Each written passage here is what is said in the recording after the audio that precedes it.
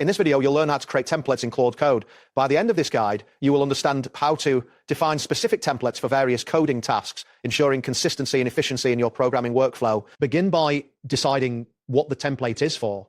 Templates serve as predefined instructions or prompts that you can reuse across different projects. For instance, you might create a template for code generation, such as a Python script or a Node.js API.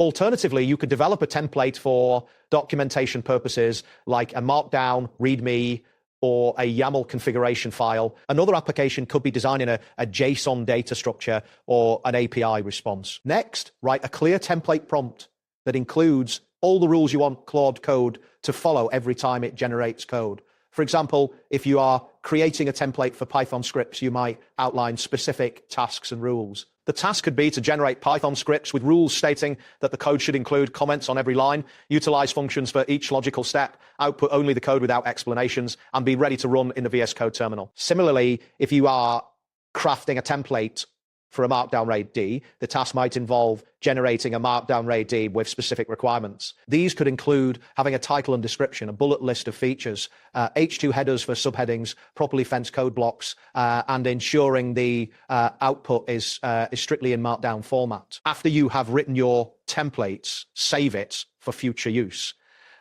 You can create a new file in your project directory by using the command touchclaude_template.txt quote in the terminal. Then open the file with code claude_template.txt.